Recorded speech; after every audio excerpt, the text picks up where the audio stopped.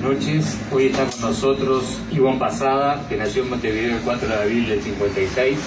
Realizó sus estudios primarios y secundarios en el colegio Clara Jackson de Heber. Concluidos estos, ingresó a la Facultad de Derecho de la Universidad de la República. Realizó estudios de Sociología en el Instituto de Ciencias Sociales de la UDELAR. Cursó a su vez estudios de Seguridad Industrial en la UTU. Desde 1984 se desempeña como profesora del Consejo de Educación Técnico Profesional y como docente de Seguridad Industrial, tareas que desempeñó hasta el año 2004. Fue una militante activa de las comisiones barriales y de fomento de la zona de Malvin Norte, de nuestra zona. Desde 1984 se integra a la reconstrucción democrática de los sindicatos de la educación y del PIT-CNT. Ha conformado la dirección sindical de AFUTU desde 1985 hasta el 2002. En 2002 al 2004 integró la dirección del PIT-CNT y su secretariado, siendo una de las coordinadoras. En las elecciones nacionales del 31 de octubre del 2004 resultó elegida diputada suplente. Asumió como diputada titular el 1 de marzo del 2005. Desde entonces integra la Comisión de Legislación del Trabajo y la Comisión Especial de Género y Equidad de la Cámara de Representantes. En el año 2006 es electa vicepresidenta de la Comisión de Legislación del Trabajo y en el año 2007 es electa presidenta de dicha comisión. En las elecciones de octubre del 2009 encabezó la lista del EPP en diputados por Montevideo. El lunes 15 de febrero de 2010 asumió como presidenta de la Cámara de Representantes de la nueva legislatura. En julio de 2012 asume la vicepresidencia del Frente Amplio junto a dos compañeros de nuestra fuerza política. En octubre del 2012 fue elegida vicepresidenta de la Unión Interparlamentaria Mundial, función que ejerce desde entonces. En las elecciones nacionales de octubre del 2014 fue reelegida diputada por Montevideo, espacio 609, e integró la lista del sector al Senado como primera suplente, asumiendo como senadora de la República en dicho periodo. Buenas noches, gracias por estar, te dejamos la palabra.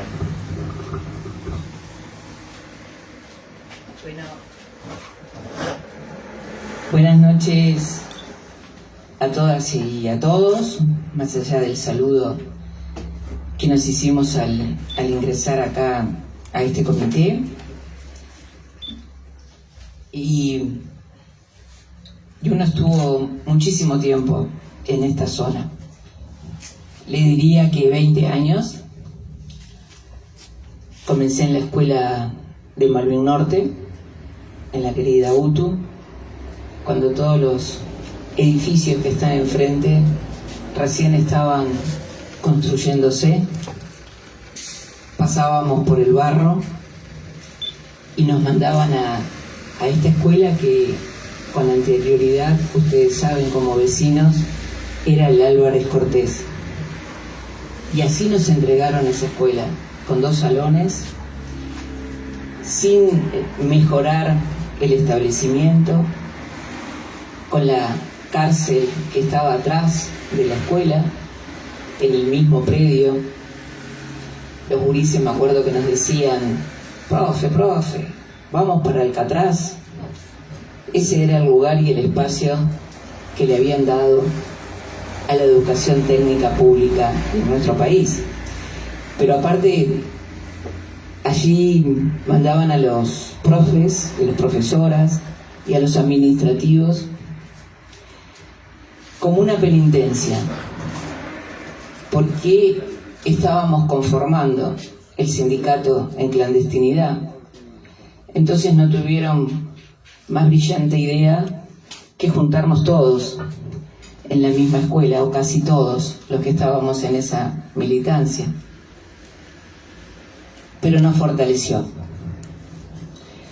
Allí aprendimos a relacionarnos, a tener el equilibrio, a pensar en las vecinas y los vecinos. Siempre paso por acá y cuando voy por Elías de Gaspar y veo el cambio sustancial que tiene ese barrio, les juro que les cuento y me eriza, porque los gurises no se animaban porque las calles no tenían nombre. Entonces le decían nuestro country, senda 1, senda 2, senda 3. Esos eran los nombres que había en un rancherío de lata. Y ahí aprendimos a tener el compromiso y a estar al lado de aquellos que más necesitan. O sea, mi corazón y el corazón de muchos compañeros y compañeras que estábamos allí nos hizo conformar un espacio de aprendizaje político, pero de aprendizaje social. A tener aquello que era mejor darle la leche caliente de tarde que meterle alguna idea que sabíamos que no podía asumirla, porque su lugar de encuentro era la escuela, porque era donde se divertía, porque el resto del día estaban cuidando a sus hermanos y hermanas. Y allí también crecimos muchos políticamente. Yo recuerdo, que ustedes lo deben de conocer, en su momento, el querido doctor Enrique Soto, que falleció en diciembre, era uno de los profesores que estaba en la escuela y habíamos combinado entre todas y todos explicarles todo el tema de salud. Iba con el aparato de presión, controlaba a los gurises. Lo que menos hacíamos era darles la clase didáctica, porque lo que estaban precisando era un plato de comida y tener la posibilidad del tema de salud. ¿Y por qué traigo eso? Porque 20 años después, con 17 años de gobierno del Frente Amplio, este barrio está distinto. Este barrio no es el mismo, no tuvo atraso. Tenemos lo que nos está pasando en la pandemia, pero comparativamente miramos toda esa zona, miramos la zona de Camino Carrasco, miramos el avance de las escuelas, miramos el avance de la propia escuela técnica, cómo se fue transformando para el barrio, la facultad atrás. Todos esos cambios fueron dentro de los gobiernos del Frente Amplio. Y me parece que eso tiene que estar en nuestra balanza. Eso tiene que estar por la ley de urgente consideración. Porque todo este proceso, por ejemplo, yo sé que me contaban que tuvieron una charla sobre educación. ¿Qué es lo que más vamos a perder si sigue este camino de no anular estos 135 artículos? Es la pérdida de la educación pública. Y ellos, aunque digan que nosotros mentimos, está clarísimo esos artículos. Al eliminar la palabra pública no hay que pensar mucho qué es lo que piensan hacer.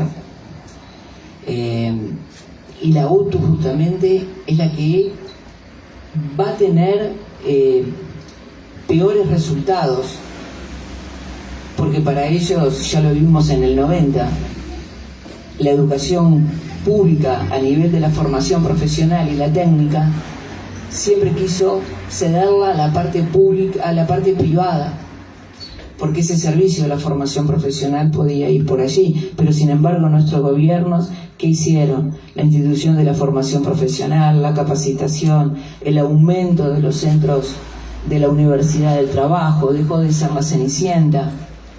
Todo eso nos va a significar, compañeros, un retroceso. Yo no voy a hablar artículo por artículo, porque acá el contenido fuerte es que el paso es hacia atrás y que tenemos comprometido el futuro. Nos vendieron el verso también a muchos uruguayas y uruguayos que el tema de la inseguridad con la ley de urgente consideración se iba a solucionar. Me decían que no eran 8, que eran 9 los homicidios que pasaron en estas últimas 48 horas.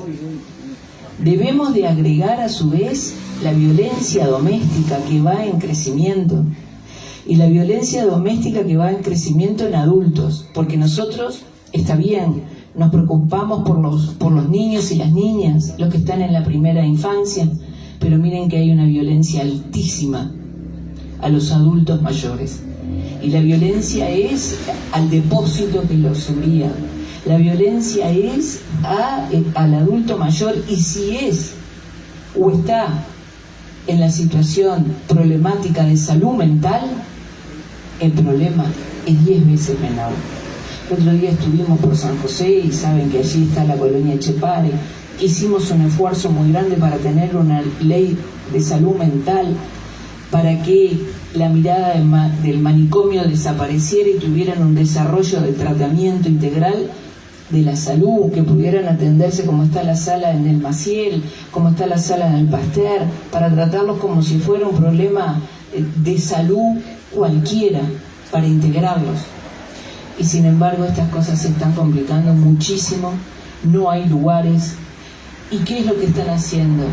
Dejan el monto de su jubilación que tienen por discapacidad, y con eso, que muchas veces no llega a más de 10.000 pesos, es lo que le dan a una entidad privada, una casa de salud de la zona donde está la colonia Etxepare, que a veces tiene hasta cuestionada la situación hasta de la alimentación. Imaginemos todo esto post pandemia, que la situación emocional y de salud mental se complica. Entonces, concreto, no hay otra cosa en esto de salir a hablar con la gente, de comparar el antes y el ahora, de poner sobre la mesa esta campaña que es muy capilar. No es una campaña como la recolección de firmas, que era distinto. Esto es una campaña que es mano a mano, compañeros, que lleva su tiempo, pero que debemos de explicar de 4, 5 bloques. Sí, ¿qué le podemos explicar a la vecina y el vecino que no sean temas muy concretos? Si sigo con la ley de educación, son 60 artículos que modificaron de la ley de educación de nuestro gobierno. Lo mismo en el tema salud, ni hablemos del tema vivienda. Entonces ¿cuál es el proyecto nuestro? Porque después de nuestra elección del 5 de diciembre hay un día después, y ese día después es la estrategia de futuro. Así que ese es el camino que debemos de realizar, tener esa estrategia.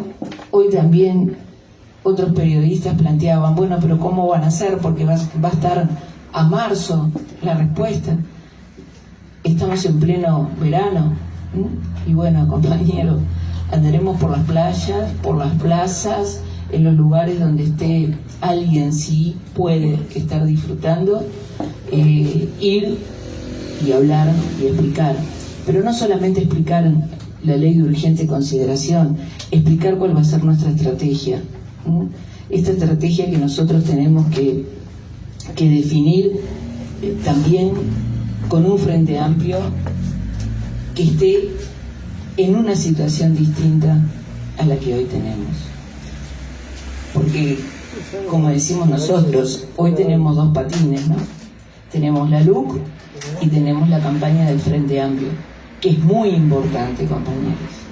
Es muy importante cambiar la estructura de nuestra fuerza política. No es hacer algo nuevo, volver a lo que nos fue bien y no hacer aquellas cosas que no nos fueron bien. Y en eso debemos de poner sobre la mesa que hay distintos caminos, que hay renovación, y la renovación vista como no una cédula de identidad. La renovación, por ejemplo, es que 26 mujeres estén a nivel nacional planteándose la posibilidad de estar en las departamentales. 26, de las cuales diría que 24 son del interior y 2 por la capital. Eso es una renovación. Eso es acompañar la lógica de dar la oportunidad, en este caso, a mujeres, pero también debemos hacer lo mismo de dar la oportunidad a los jóvenes. Dar la oportunidad de aquellos que han acumulado la experiencia durante todo este tiempo sobre el Frente Amplio. No es renovar, sacar un viejo o una vieja para poner un joven. Exactamente. La renovación es eso, la renovación es este cambio que estamos haciendo a nivel nacional. Y la renovación de nuestro Frente Amplio es tener un Frente Amplio de puertas y ventanas abiertas. Si nosotros seguimos en discusiones hacia adentro, si nosotros seguimos encerrados en nuestra política de propuesta y de estrategia, no vamos a tener crecimiento. Y nosotros tenemos un crecimiento en un lugar importantísimo, que es el interior. Porque tenemos, no un interior, tenemos varios interiores con tan pocos habitantes. Entonces nosotros, ¿cómo volcamos ese cambio que fue parte de la autocrítica nuestra en el Congreso? Si ustedes participaron en el Congreso, yo participé los días que estuvo funcionando y realmente la autocrítica fue, para algunos no fue suficiente, para otros fue buena, para otros fue a medio camino, pero hubo un tema que se repitió en todos los lugares. ¿Por qué dejamos la mirada del interior? Y ese es un deber que debemos de llevar adelante con muchísima fuerza. Nuestra propuesta, en el caso de estar en la presidencia del Frente Amplio, son dos miradas que debemos complementarnos. El tema de la renovación en el sentido que veníamos planteando y la mirada sobre el interior del país. Todos sabemos de que tenemos inconvenientes, de los cuales después iremos profundizando en el marco de lo que ustedes crean, pero que no debemos de seguir más por ese camino. No estuvimos de la manera que deberíamos haber estado si no hubiéramos tenido esas críticas. A mí me gusta decir que el Frente Amplio tiene un equilibrio importante entre los sectores y el movimiento. Este espacio es sumamente importante para la fuerza política. El militante, la militante, el movimiento. Y la historia siempre nos indicó que cuando tuvimos ruidos adentro de nuestra fuerza política, y casi siempre los ruidos vienen desde lo sectorial, quien estuvo caminando por el medio y buscando una salida siempre fueron las bases. Y esa es la característica de nuestro Frente Amplio. ¿Cómo no vamos a tener problemas en el Frente Amplio? Si vamos desde el Partido Demócrata Cristiano hasta el Partido Comunista, desde integrantes del MLN, el Partido Socialista, esa colcha de retazos que tanto le preocupa a la derecha es la construcción histórica de haber cumplido 50 años. Ahora, en 50 años, las cosas cambiaron. Y nosotros debemos ayornarnos a ese cambio para modernizar nuestra fuerza política, para que la participación sea de otros lugares, para hacer esto que están haciendo ustedes, que militen dentro del comité, pero que también aprendimos en este año a utilizar la tecnología y están en este momento acompañando a aquellos que por distintos motivos no están en el comité, pero que sí están virtualmente.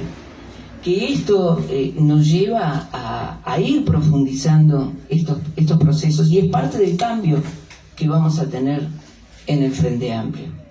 Cuando luego nos dicen, hay que cambiar los comités, yo creo que lo que hay que hacer es que el comité se transforme en el espacio de la discusión política y de la estrategia de nuestro Frente Amplio mirando hacia adelante.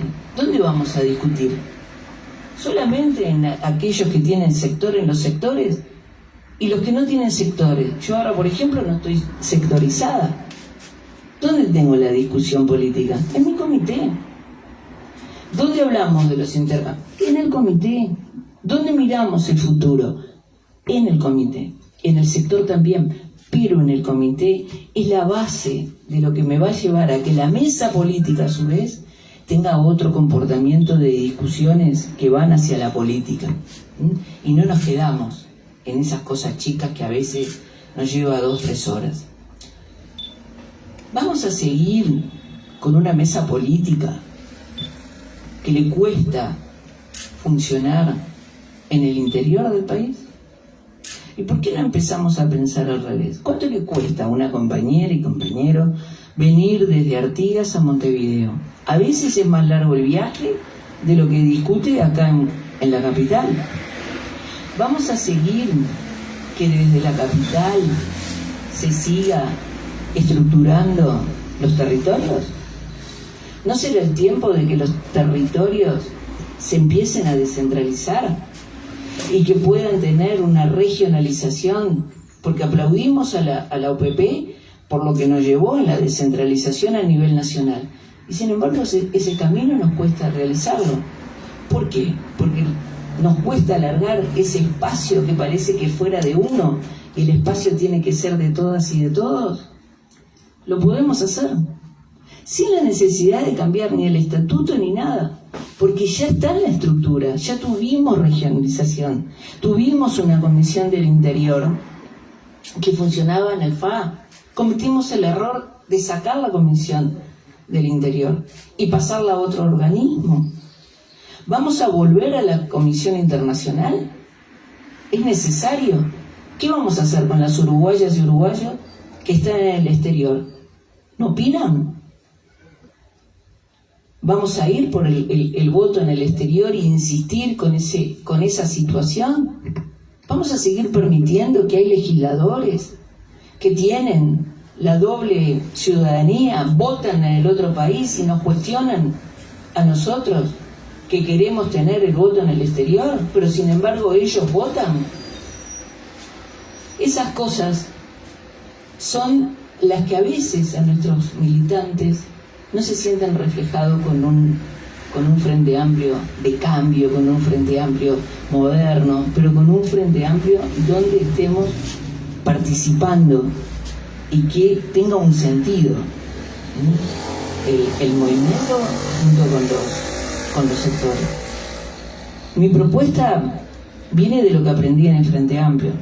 Cuando estuve en la vicepresidencia del FA, todos los que estábamos en el equipo de vicepresidentes, que recordarán, estaba Juan Castillo, Rafael Michelini, estaba yo, había un secretario político que era Gerardo Rey, Bayardi, que estaba con la mirada de la parte internacional. Es necesario tener un esquema, compañeros y compañeras, que vayan en ese sentido de un trabajo en equipo y un trabajo que en realidad transformen lo que hoy tenemos.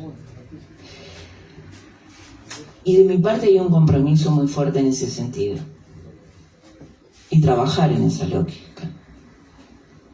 Me lo permite el hecho también de que tengo como partido el Frente Amplio y lo que me interesa es trabajar con todas y con todos en este partido que en definitiva es el único proyecto viable para que la gente, la ciudadanía, aquellos que no tienen la ciudadanía aún porque vamos en un retroceso, de poder ofrecer algo distinto, de tener una presidenta o un presidente que esté al lado de la gente. Y esto va a ser de 24 horas por 24 horas. Hoy también me preguntaban qué haría el 6 en el caso que estuviera en la presidencia. Y es lo que pienso, capaz que es medio utópico. Agarrar 2 autos y de Artigas hasta Montevideo no nos paga nadie. Porque aparte salimos de una pandemia, no nos vimos, no nos pudimos dar el abrazo, pero aparte necesitamos nuevos espacios en todo el país, pero fundamentalmente en el interior. El Frente Amplio avanzó con la descentralización, tenemos municipios, pero hoy tenemos ese avance en la descentralización y en los municipios no tenemos cercano un comité de base. ¿Cómo es ese vínculo con el ciudadano, con el vecino y la vecina, si yo no tengo un espacio donde comunicarme territorialmente? Porque generalmente las departamentales están en el centro del país o están cercanas, ¿no? Pero no están en el interior profundo. Pensemos en Cerro Largo, el pueblo Dragón, que tiene 600 habitantes y que tiene un comité en una casa de familia. No nos tiene que importar el que tiene 500 habitantes, nosotros con idea de izquierda y frente amplista, como aquel que tiene mucho más. Y esa es la presencia que precisamos en el interior. Descentralizar, regionalizar y que los territorios se ocupen de los territorios, de la gente que está en ese territorio. Lo mismo pasa con distinta diferencia entre Montevideo y Canelones, en esas departamentales, en ese formato que está bien, pero por un problema económico no estamos teniendo los comités que teníamos hace 5 o 6 años. Y ese vínculo que es en esa zona, que es como ustedes que están acá, si yo mal no recuerdo, había otro comité por Camino Carrasco, exacto, pero había uno casi en la otra punta. Sí, creo. es este. No, este sí, ya sé, que estaba en la acera de enfrente. Sí, que nos mudamos. Exacto, pero había otro más chiquito que fue en el... 1 de mayo. Exactamente. Y así como vamos perdiendo en el territorio. Y ese vínculo que hay con el vecino y con la vecina, nosotros debemos de estar como ahora. Si la pandemia nos lleva a tener la puerta abierta, la pandemia nos lleva a tener la puerta abierta, pero nosotros debemos seguir con la puerta abierta del comité de base. Porque el vecino y la vecina debe de sentir que este es un espacio donde se irradia información. Y esas fueron nuestras bases fundacionales. ¿Dónde fuimos conformando desde los sindicatos hasta la participación? Yo sé que toda esta zona cambió porque teníamos empresas y era más fácil una fábrica vincularla con sus trabajadores al comité, porque cambiamos la forma. Pero el vecino y la vecina sigue estando. Y nosotros necesitamos un vínculo distinto como el que venimos desarrollando. Entonces estas propuestas que llevaría para la presidencia del Frente Amplio no es una mirada unipersonal, porque quien piense que un Mesías puede transformar la realidad hoy del Frente Amplio y lo puede hacer solo o sola, va al fracaso, compañeros. Esas cosas vivimos algunas, no nos puede volver a pasar. Y lo importante es que esta fuerza política siempre estuvo con las 800.000 firmas, estuvo con la vecina y el vecino que levantó esa firma, estuvieron ustedes con la mesa en la puerta, con lluvia, con la pandemia. Es insólito lo que fuimos capaces de hacer con las organizaciones sociales también. Entonces, eso, agregado al puerta a puerta del 2019 en noviembre, agregado que en el pleno de la pandemia, y ustedes lo hicieron también, este comité lo hizo también, en todo ese proceso siempre se reunieron, así fuera por un medio de comunicación electrónico, todos los martes o todos los jueves. El Frente Amplio estaba reunido en un Zoom. Hay cifras de eso, porque como el Zoom que se utiliza es el del Frente Amplio, generalmente, aparte de que puedan tener, también hay una cifra que demostró que en plena pandemia nos seguimos reuniendo. Entonces nunca nos fuimos. Estamos, y estamos siempre. Y creo que el proyecto de futuro es seguir profundizando esta estrategia para crecer, porque el Frente Amplio no tiene techo, y para que siga creciendo somos responsables nosotros de esa transformación, y no en soledad, sí en un trabajo muy profundo, y los jóvenes se acercarán y militarán de la forma que ellos quieren, y nosotros les debemos dar la oportunidad, el espacio del comité, tocar los tamboriles, salir de acá, no solamente pintar un muro, porque tienen que estar en la toma de las decisiones. Es lo que también queremos las mujeres, ¿no? Queremos estar y compartir con ustedes, varones, el poder, y los jóvenes también quieren compartir ese poder, y tienen que estar en los lugares donde se toman esas decisiones. Pero eso nos precisamos todos. En el caso de las mujeres, ¿qué es lo que tenemos ahora? ¿Verdad, Mariana? La participación de que tenemos que militar con los varones. Es por allí donde nos toca ahora, porque es ahí donde se puede lograr esa transformación, porque podremos poner en una votación del Congreso la paridad, pero si no hay voluntades políticas y personales, esos procesos no se realizan. Así que creo que hay mucho para avanzar y decirles eso. Mi compromiso es con la fuerza política y con todas las militantes y militantes del país. Un gran esfuerzo y no tener una mirada unipersonal. Hay que tener esa mirada colectiva. Tenemos que tener buen relacionamiento con las organizaciones sociales. Nuestras bases están allí también. Y aquello del relacionamiento, el diálogo, el llevar adelante, el pararnos siendo buenos dirigentes, donde imponernos nosotros, que somos la fuerza política más grande del país, y no puede existir un presidente de la República que nos diga con quién quiere hablar. Acá hay que hablar con quien representa la fuerza política, y todos nos debemos de sentir que quien esté al frente de la fuerza política nos debe de representar a todos y a todas. Eso, esfuerzo grande también en el marco de la unidad. Y la unidad está bien, se construye, tampoco nos puede asustar si nos enojamos y nos peleamos. Lo peor que nos puede pasar es si no discutimos y transformamos eso en un problema personal. Y cuando nos quejamos que aparecen otros grupos, miren, el 80% son temas personales.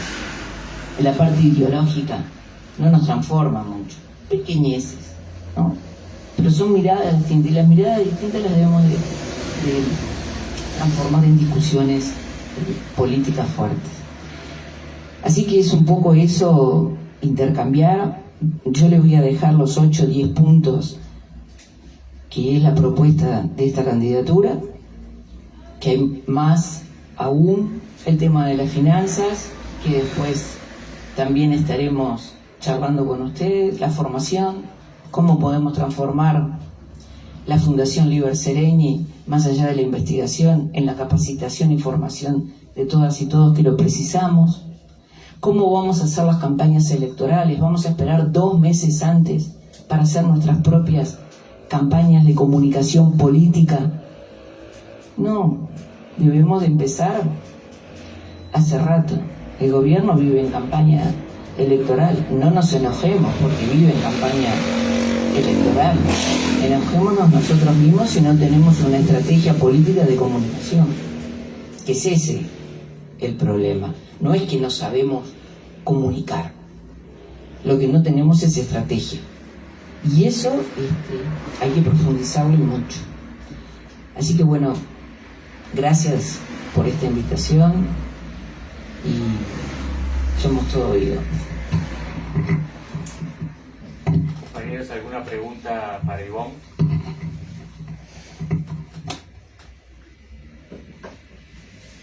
¿Listo?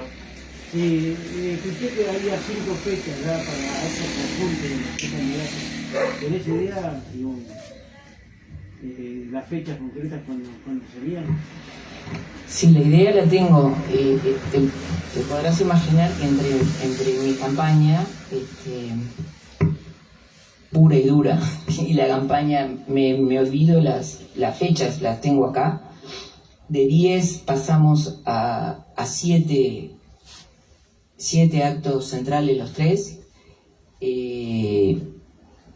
Si lo busco por acá, si están interesados se los paso. Puedo pasar. Perfecto, yo se los paso, pero ya están definidos. Son 7 en Capital y también en el interior. La primera es el 13 de noviembre. Canelones, Caravana y Acto, Ruta 5, Ruta 8. Ahí arranca. Perfecto. Hay que tener cuidado porque las medias se informan. Por ejemplo, hoy pasaron imágenes del acto que hubo con Fernando en La Teja y el que comentaba la noticia decía acto del Frente Amplio en apoyo a Fernando Pereira para presidente del FA. O sea, informan como quieren. Entonces, no es, era un acto donde uno de los tres candidatos hablaba. No eran apoyo a Fernando Pereira. Entonces hay que estar controlando lo que dicen los medios porque te dirigen desde la información mal dada, te dirigen en la cabeza. Sí. Sé que culminamos con una caravana. Ese sería el acto final, una caravana en Montevideo. El 4 de diciembre me parece que no. El 3 o el 4, pero allí está el cierre. No, es el 5, sí. El 3, es el 3. Que fue a pedido de las bases. No tengo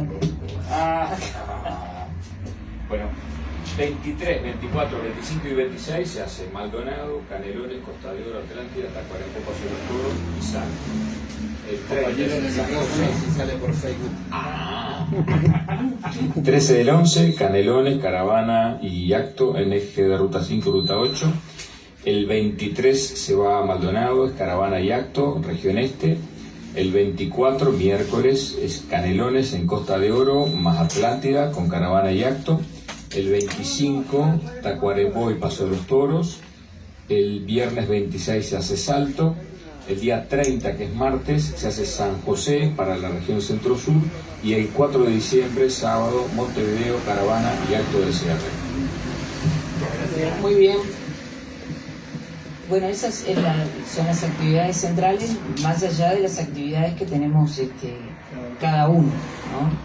O sea, hay una movida de acá hasta el 5 de diciembre de una etapa. Después seguimos profundizando la etapa de la LUC, que también va atada a esta movida que tenemos los tres candidatos, ¿no? Que es bueno recalcar algo, porque tratan de buscar diferencias por todos lados. Los tres candidatos no tenemos un punto de quiebre con el tema de la ley de urgente consideración. Eso es importante. Los tres vamos en la misma línea de lo que pensamos que se debe hacer con esta ley y con estos artículos, y aparte la forma que nos estamos comunicando, atándolo a la candidatura de cada uno.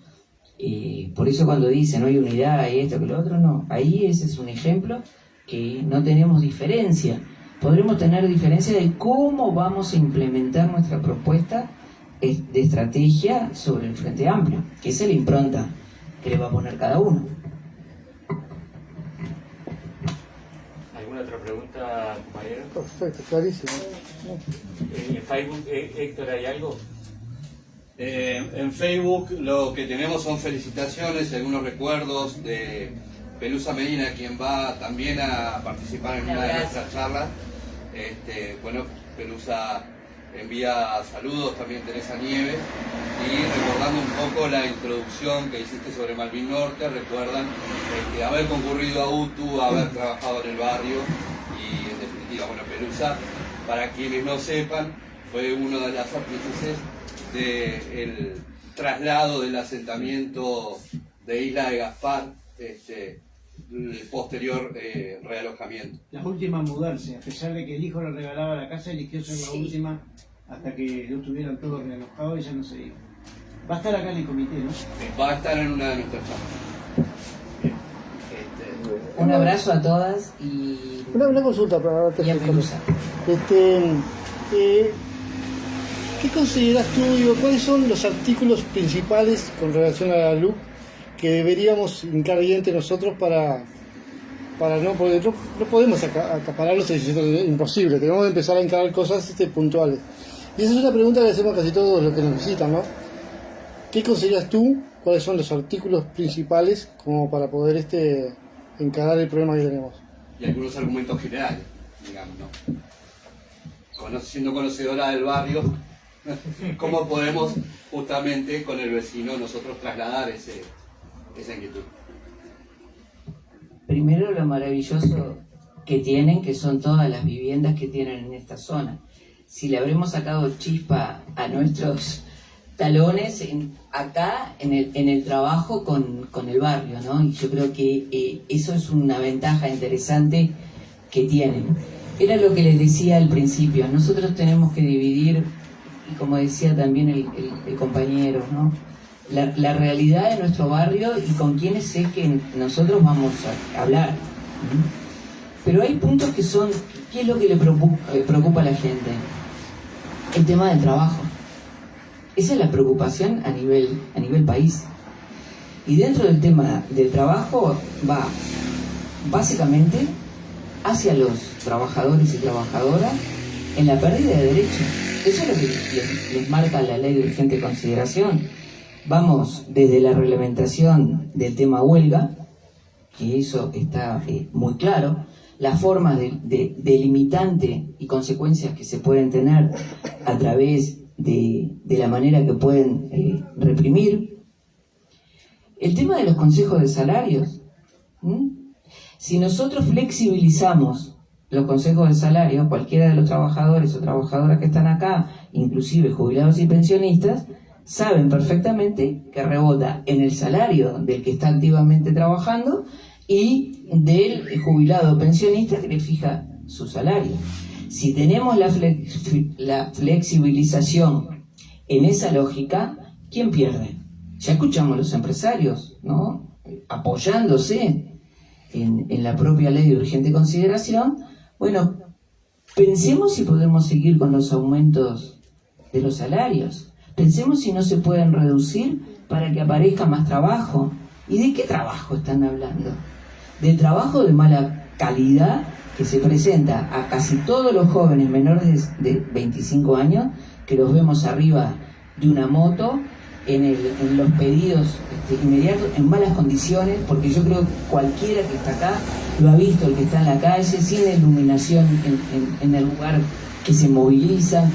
El PIT-CNT hizo un fuerte apoyo para la formación de todos ellos, pero eso ya, esto se decae porque las exigencias son menores. ¿Y saben lo que está pasando también? Gracias a la ley de urgente consideración, aunque se enojen, al tener la flexibilización laboral, también está la flexibilización empresarial. Y empezaron a aparecer lo que comúnmente conocemos como trabajo en negro.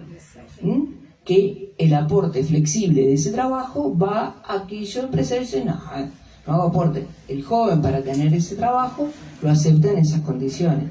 Si el PIB pero permite el no pago a través de... Bueno, era lo que iba a decir, exacto. Ahí cierran, ¿no?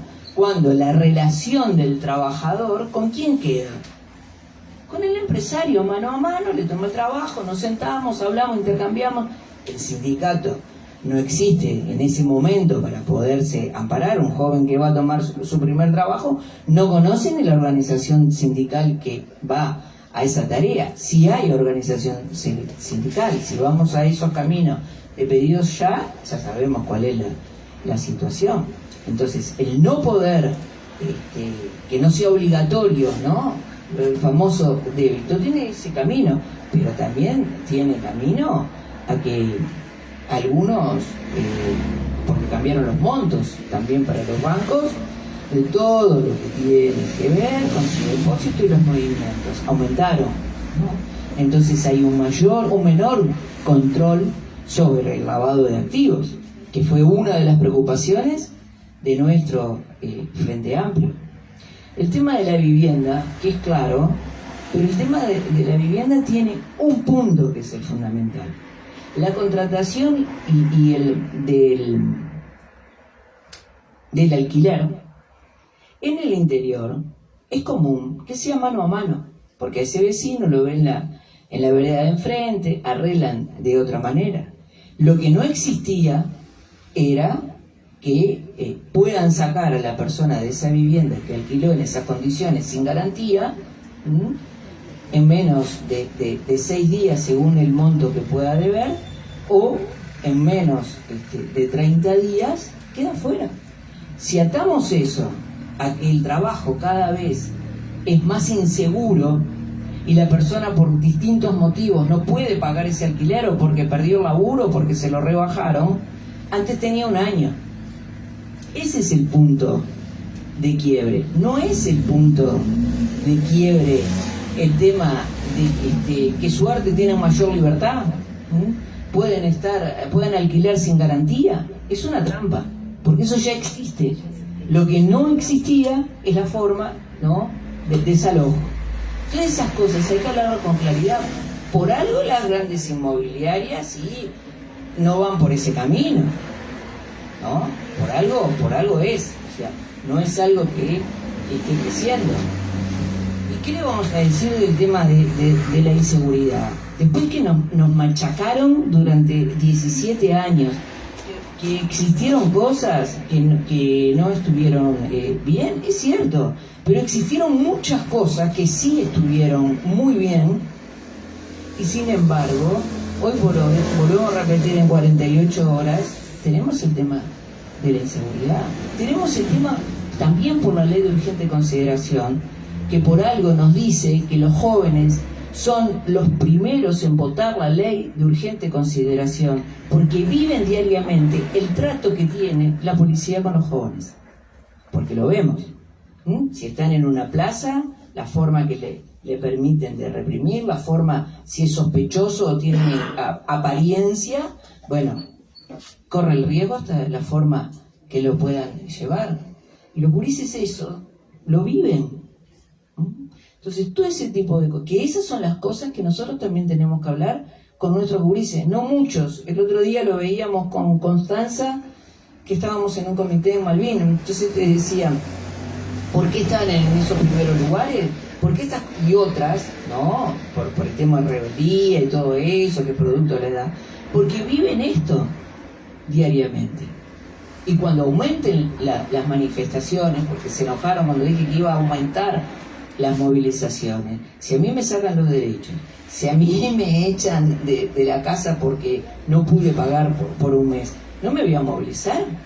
Claro que me voy a movilizar. Entonces, todo ese tipo de cosas que son muy concretas. En el interior hablamos del tema del Instituto de Colonización, hablamos mucho del tema de la tierra, hablamos también muchísimo sobre el tema educación, porque miren que nos afecta mucho más de lo que se imagina. Hoy hay dos temas, y el tercero creo que comentaban que también era seguridad, es trabajo, educación, la preocupación de la gente.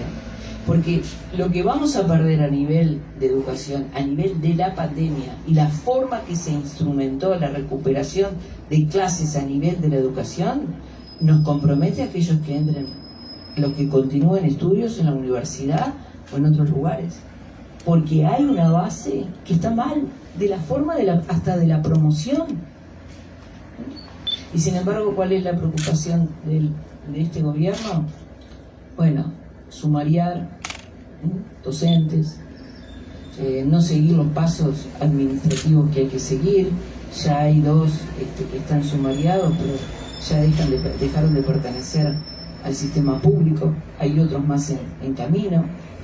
Entonces, hay respuestas, hay ruidos, los resultados de la elección de la educación de estas últimas horas no había pasado en estos años. Los dos cargos van para el movimiento sindical de la educación.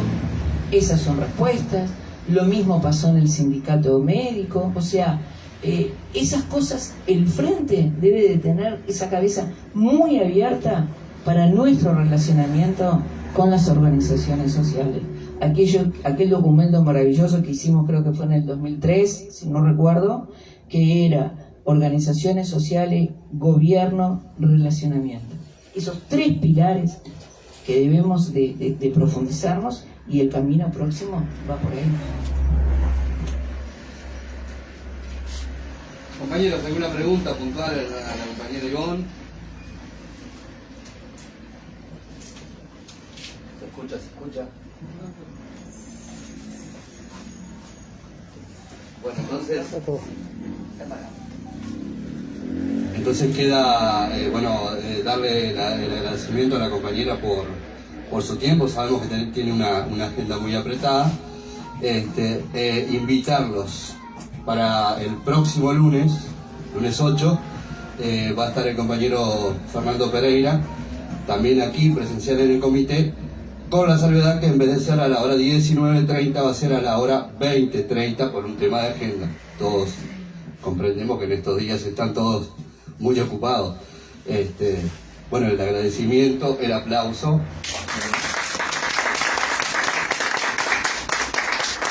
Y no va a ser no es la primera y no va a ser la última vez. Muchas gracias. Gracias a ustedes. ¿Puedo decir que vuelve un programa, señor?